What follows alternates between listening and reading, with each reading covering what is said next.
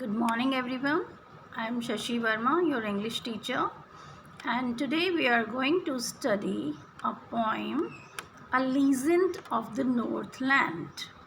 Okay, so this poem narrates the legend of an old lady who angered Saint Peter because of her greed. Actually, this poem shows a human nature, okay, a journal human nature, that how much a human is greedy, okay, of giving a thing. So this is a common human nature that means everyone human has. So actually this is not a poem, this is a story, this is a legend is a story. Okay legend means story. So ये एक old lady की story है जिसने Saint Peter को anger किया, गुस्सा दिलवाया. किस वजह से? Because of her greed. Okay, let's see what happened with her. Okay, so this poem is written by Phoebe Carey. So first of all, they told us that it's a ballad. This poem is a ballad. And what is a ballad? Ballad is a song narrating a story in short stanzas. एक song होता है ballad जिसके अंदर हम एक story को short stanzas बना के उसको प्रेजेंट करते हैं. Okay, ballads are a part of folk culture and popular culture and are passed on orally from one generation to the next. A legend of the Northland is a ballad. और ballad होता क्या है? ballads अभी बताया आपको कि ballads is a song होता है जिसमें कि वो स्टोरी को नरेट करते हैं और जिसके अंदर क्या रिप्रेजेंट किया जाता है? किसी भी रीजन का फोक कल्चर. ओके, किसी भी रीजन का जो कल्चर है वो शो किया जाता है या कोई पॉपुलर कल्चर है उसको शो किया जाता है. And reason behind that to pass on that culture, उस कल्चर को एक जनरेशन से दूसरी जनरेशन में पास ऑन करने के लिए. Okay, so this is the main idea of writing this poem. So what is in it? Let's see. So away in the Northland, where the hours of the day are few and the nights are so long in winter that they cannot sleep them through. So first of all, away in the Northland means it is a story of Northland. Northland की story है ये. Where the hours of the day are few, जहाँ पर दिन कम होते हैं, means दिन के hours, दिन का समय कम होता है. और and the nights are so long in winter, और winters में मीन्स सीज़न, कौन से सीज़न की बात हो रही है? विंटर की बात हो रही है. सो विंटर में जर्नली हम भी नॉर्थ में ही रहते हैं तो हमारे यहाँ पर भी विंटर में डे छोटा होता है, नाइट जो है वो लॉन्ग होती है. ठीक है, बट ये नॉर्थ लैंड की बात कर रहे हैं, जो हमारा एक नॉर्थ का पूरा एरिया जो स्नो से कवर्ड रहता है, ये उस लैंड की बात हो रही है. ठीक है, सो वहाँ पर विंटर्स में नाइट लॉन्ग है, सो लॉन्ग यानी इतनी लंबी है that they cannot sleep them through, कि वो पूरी रात सो भी नहीं सकते, कि इतनी लंबी रात है कि पूरी रात को सोकर नहीं बिताया जा सकता. ये इस स्टेंजा में कहा गया है. So let's see it's rhyming scheme. So you can say Northland, इसको हमने ए पॉइंट किया. देन फ्यू सेकेंड साउंड है बी, विंटर थर्ड साउंड है सी, then through, few true. Both has the same musical effect, so we give it B. So its rhyming scheme is A B C B. Okay, and starting में आप देखिए away away.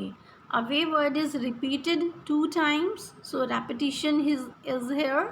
Okay, repetition is here. And चलिए next we come to the next stanza, where they harness the swift reindeer to the sledges where it snows, and the children look like bears cub in their funny furry clothes. So क्या कहा गया है? where जहाँ पर, they कौन, the people who lived there. Okay, जो लोग वहाँ पर रहते हैं वो क्या करते हैं? they harness होता है rope which are used to tie part of for controlling reindeers. and वहाँ पर sledges चलते हैं. sledge क्या होता है? sledge स्नो कार्ट होती है, ठीक है, जो कि स्नो के ऊपर फिसल कर चलती है, और उसको चलाने का काम कौन करता है? रेनडियर्स, या फिर कुछ स्पेशल डॉग्स होते हैं वो इसको चलाने का काम करते हैं. तो वहाँ पर स्विफ्ट होता है फास्ट, और वो रेनडियर्स कैसे हैं? वो बहुत फास्ट चलने वाले हैं. सो वो क्या करते हैं? उन रेनडियर्स को रॉप से टाई करते हैं, बांधते हैं, to the sledges when it snows, और जब वहाँ पर बहुत सारी स्नो होती है तो वो अपनी स्लेज तैयार करते हैं और उसमें रेनडियर्स को टाई करते हैं, बांधते हैं. And the children look like bears cub, और वहाँ पर जो बच्चे हैं वो कैसे दिखाई देते हैं? वो बेयर होता है भालू, तो वो भालू के बच्चों की तरह दिखाई देते हैं. ओके, और क्यों दिखाई देते हैं? इन देयर फनी फरी क्लॉथ्स, क्योंकि बहुत ज़्यादा ठंड होने की वजह से वो फरी मीन्स ऐसे क्लोथ्स पहनते हैं जिनके ऊपर फर होते हैं. ओके, और जनरली वो जो क्लोथ्स हैं वो एनिमल स्किन के ही बने होते हैं. सो इसीलिए वो बेयर्स कब जैसे दिखाई देते हैं. Okay, and now we see its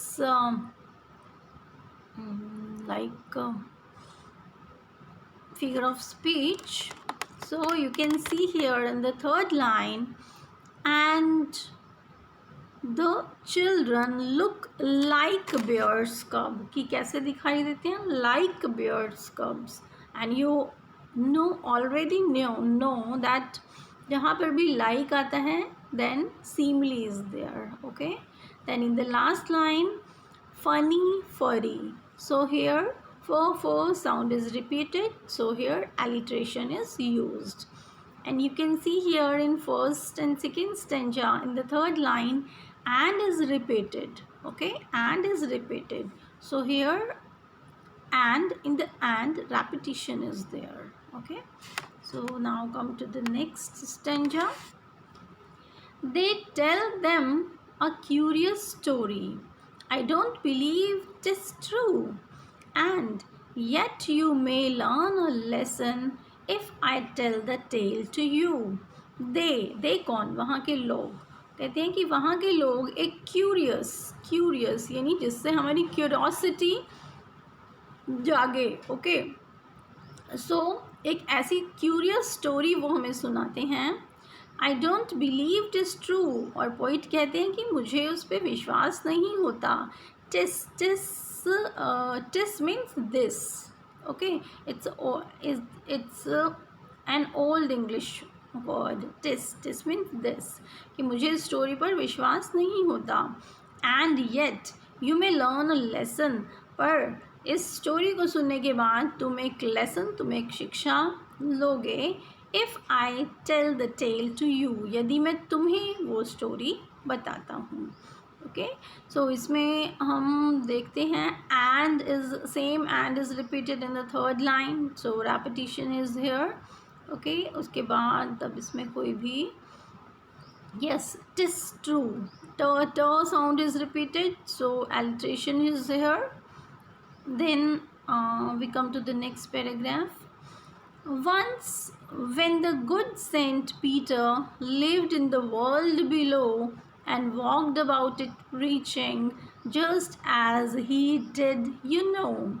अब स्टोरी सुनाना वो शुरू करते हैं कि क्या है. वंस एक बार Saint Peter, good Saint Peter यानी कि एक अच्छे Saint Peter, lived in the world below, यानी वो अभी नॉर्थलैंड में नहीं रहते हैं, वो नीचे प्लेन एरिया में रहते हैं.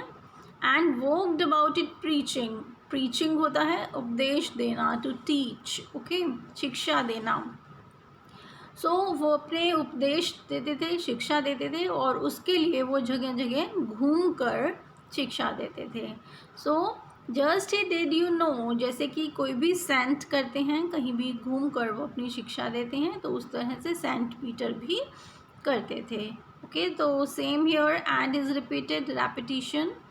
देन उसके बाद इसमें यस और कोई इसमें figure of speech नहीं है. The next stanza. He came to the door of a cottage in travelling round the earth, where a little woman was making cakes and baking them on the hearth. अब वो घूमते हुए कहाँ पहुँचते हैं? एक कॉटेज मीन्स घर, house. एक घर के डोर पर आते हैं. इन ट्रैवलिंग राउंड द अर्थ, यानी अर्थ पर घूमते हुए. अभी हमने बताया कि वो अपनी प्रीचिंग्स करने के लिए वो जगह जगह घूमते थे.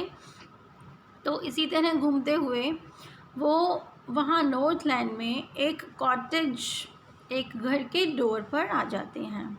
और जहाँ पर क्या था, वेयर अ लिटिल वुमेन. अब जो हिली एरियाज़ में जो लोग रहते हैं उनकी हाइट थोड़ी सी छोटी होती है, तो ये कहते हैं कि एक लिटिल वुमेन वो क्या कर रही थी, वॉज मेकिंग केक्स. केक्स होता है रोटियां बना रही थी, रोटी. सो रोटी बना रही थी. And baking them on the hearth. Hearth होता है चूल्हा, चूल्हे की तरह रोटी पकाने के लिए जो यूज़ करते हैं उसको हर्थ कहते हैं. सो वो चूल्हे पर रोटी पका रही थी. ओके, अब यहाँ पे देखेंगे and is repeated, so here repetition. Then rhyming scheme is same as I told above. And then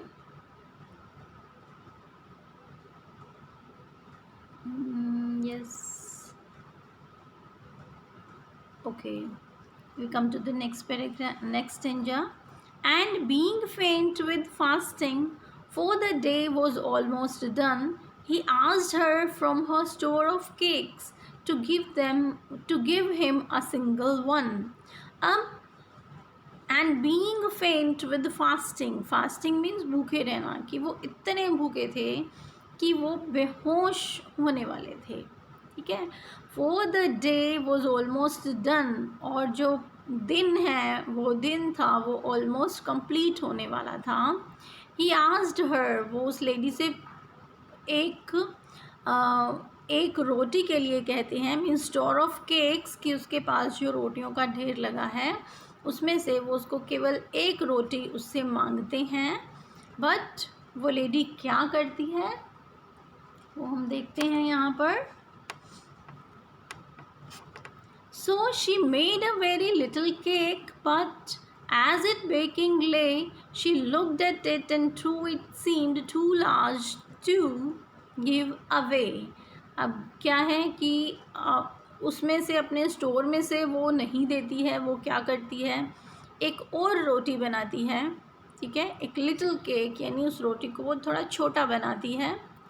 but as it baking ले, पर वो जैसे ही उसको जैसे हम तवे पे रखते हैं तो वैसे ही सेकने के लिए जब वो उसको रखती है, शी लुक्ड एट इट, वो उस रोटी को देखती है. एंड थॉट इट सीम्ड, और वो सोचती है कि ये तो बहुत बड़ी बन गई है. Too large to give away, कि ये रोटी देने के लिए तो बहुत बड़ी है.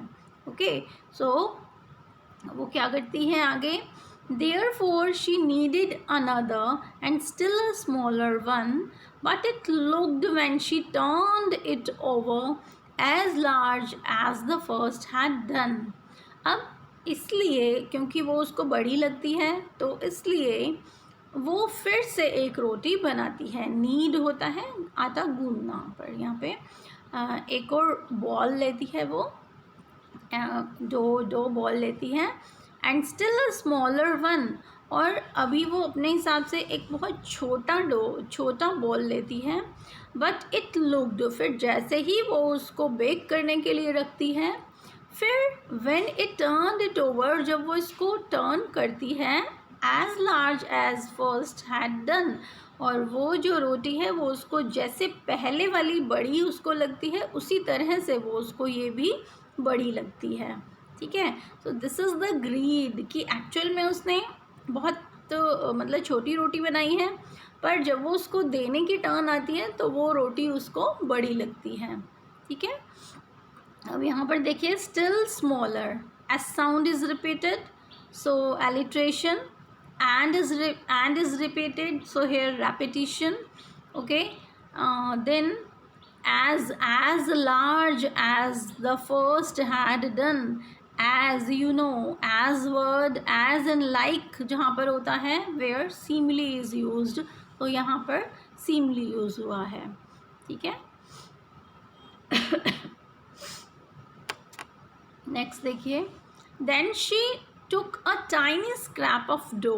अब वो क्या करती है, एक डो का एक बहुत ही छोटा सा पीस लेती है. एंड रोल्ड इट फ्लैट, और उसको बहुत मतलब पतला बेलती है.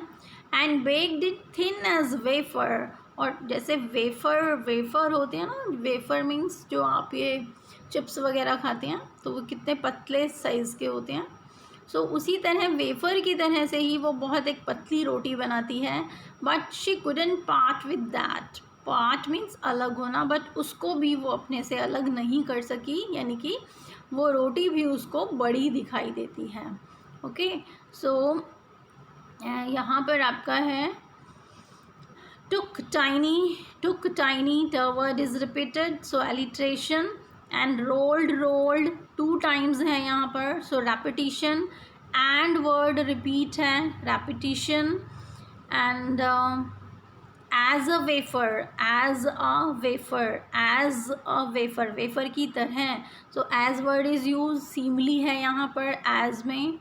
okay, so ये यहाँ पर आपका फिगर ऑफ स्पीच है. नेक्स्ट देखिए, for she said my cakes that seem too small when I eat of them myself are yet too large to give away, so she put them on the shelf. अब वो कहती है कि जो मेरी cakes हैं, यानी मेरी जो रोटियां हैं, that seem too small when I eat of them myself, कि जब मेरी जो रोटियां हैं उनको जब मैं खुद खाती हूँ तो मुझे वो बहुत छोटी लगती हैं. are yet too large to give away, so, और पर जब किसी को देनी होती है तो वो मुझे बहुत बड़ी लगती है. ये वो कहती है कि so, इसीलिए she put them on the shelf, तो उसने रोटी नहीं दी और सभी रोटियों को उसने शेल्फ के ऊपर रख दिया. So this is the greediness. Then you see here, seem small. She said sir sound repeated, and here sir, seem small, sir sound is repeated, so alliteration is here. Then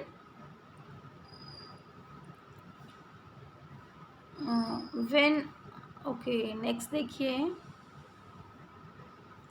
so she, here alliteration.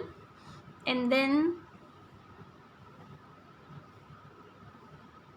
to t sound is repeated, here also alliteration. Okay. Then good Saint Peter grew angry, for he was hungry and faint, and surely such a woman was enough to provoke a saint. अब Saint Peter, क्योंकि वो बहुत ज़्यादा भूखे होते हैं तो इसीलिए उनको गुस्सा आ जाता है. एंड श्योरली, और पोइट कहते हैं कि surely yes such a woman, कि इस तरह की वुमेन को was enough to provoke a saint, कि इस तरह की जो वुमेन है उसने सेंट पीटर को गुस्सा दिलवा दिया है। प्रोवोक होता है टू मेक समवन एंग्री, किसी को गुस्सा दिलवाना, कि इस तरह की औरत इनफ है सेंट पीटर को गुस्सा दिलवाने के लिए।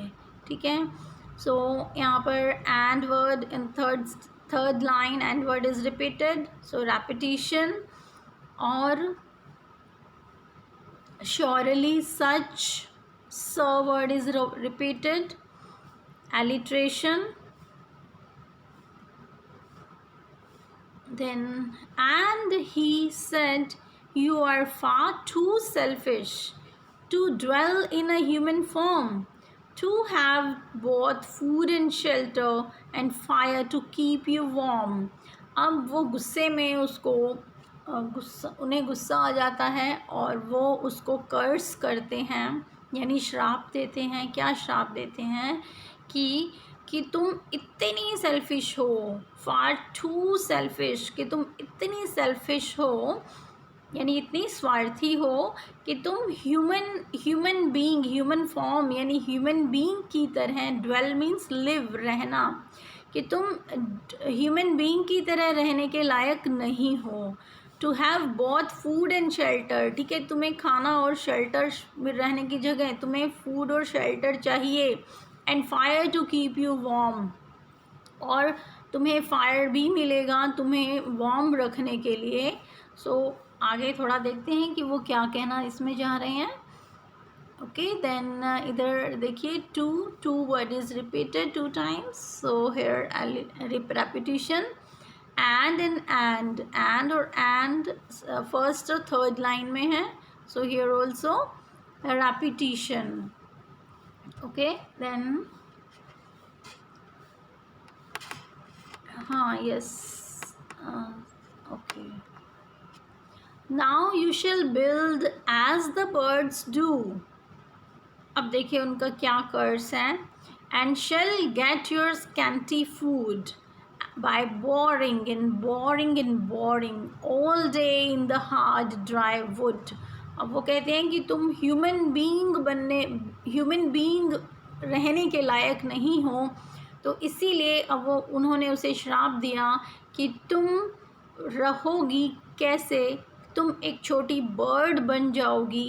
ठीक है, यू शेल बिल्ड यानी तुम बन जाओगी क्या, एज द बर्ड्स डू, कि तुम जैसे बर्ड होती हैं। तो उन्होंने श्राप दिया और उसको एक बर्ड में कन्वर्ट कर दिया, और उसको क्या कहा कि जैसे बर्ड्स करती हैं, shall get your scanty food, scanty means less in amount, कि अपना बहुत कम फूड उनको मिलता है तो तुम वो लोगी। और कैसे तुम्हें फूड मिलेगा, बाय बोरिंग, यानी कि बहुत हार्ड वर्क करने के बाद तुम्हें फूड मिलेगा। बोरिंग होता है जैसे वुड पेकर, उसको वुड पेकर में कन्वर्ट कर दिया उन्होंने। और वुड पेकर क्या करता है, जो वुड है उसको वो बार बार में अपनी चोंच से मारता है, यानी कि बोर करता है उसको। ओके, सो इसीलिए यहाँ पे उन्होंने लिखा है बाय बोरिंग एंड बोरिंग, कि बार बार तुम जब बोर करोगी, खोदोगी उसे, all the day in hard, कि पूरा दिन जब तुम मेहनत करोगी ड्राई वुड के ऊपर, ड्राई वुड को जब तुम बार बार बोर करोगी तब तुम्हें अपना थोड़ा सा फूड मिलेगा। सो ये वो उसको श्राप दे देते हैं। सो अब इसमें देखिए as the birds, as word is used here, so simile है यहाँ पर।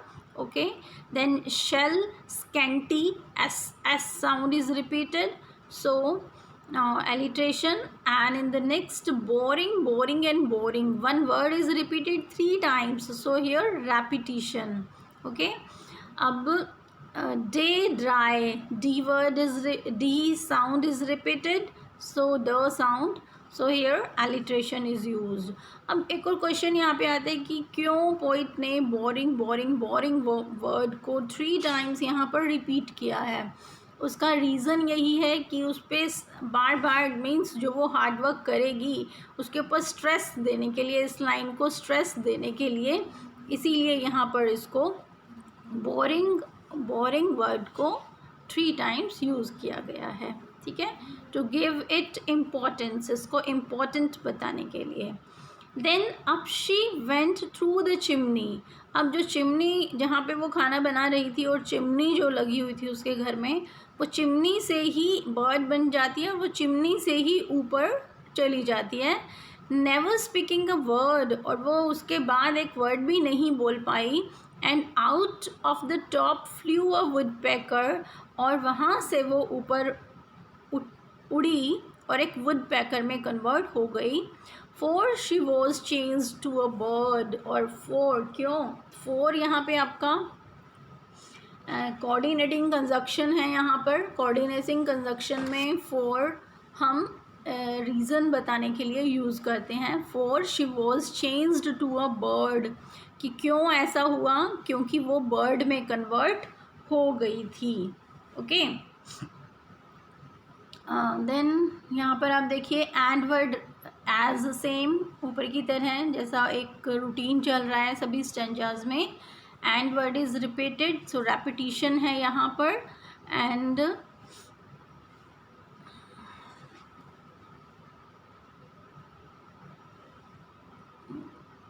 बस इतना ही है। नेक्स्ट देखिए, she had a scarlet cap on her head and that was left the same, but all the rest of her clothes were burned black as a coal in the flame। अब क्या इसमें कहा है कि उसने एक Scarlett होता है, स्कारलेट मीन्स रेड कलर, तो उसने एक रेड कलर का कैप उसने लेडी ने पहनी हुई थी, and that was left the same, और वो वैसे ही सेम रही। And all the rest of her clothes, और उसके बाकी जो क्लॉथ्स से वो सब जल गए, black as a coal in the flame, और वो जल कर कोयले की तरह काले हो गए, ठीक है। सो वुड पैकर भी इसी तरह की होती है, ठीक है। सो यहाँ पर ब्लैक एज अ कोल सीमली है, यहाँ पर एज वर्ड यूज़ हुआ है, okay. And word is also here repeated in all the stanzas, so repetition है इस पूरे का जो हम आउटलाइन लेंगे उसमें एंड वर्ड रिपीट हुआ है almost in every stanza, so repetition है यहाँ पर, okay. Then she scarlet, so sound is repeated, alliteration. Then we come to the last stanza, and every country schoolboy has been her in the wood where she lives in the trees till this very day, boring and boring for food। And every country school boy, और क्या होगा कि जो हर country means village, ये village के लिए old English word है country. सो हर country का school boy has seen her in the wood, उसको वुड में यानी फॉरेस्ट में देख सकता है। वेयर, या हम कहीं पेड़ के ऊपर वो देख सकता है। वेयर वहाँ जहाँ पर, where she lives in the trees, जहाँ पर वो ट्री पर रहेगी। टिल दिस वेरी डे, पूरा दिन वो पेड़ पर रहेगी और क्या करेगी, boring and boring for food, food लेने के लिए वो हमेशा बोर करती रहेगी, वुड को खोदती रहेगी। Okay, so let's see, it's a figure of speech and word is repeated, so repetition। then इधर आप देखेंगे yes, trees till, trees till, t sound is repeated, so alliteration is here, ठीक है। then boring and boring word repeated, so repetition is here, okay। तो इसमें overall यदि figure of speech है तो आपकी रेपिटिशन है, सीमली है, ओके। देन मोस्टली यही इसमें ज़्यादा यूज़ हुई है, सॉरी।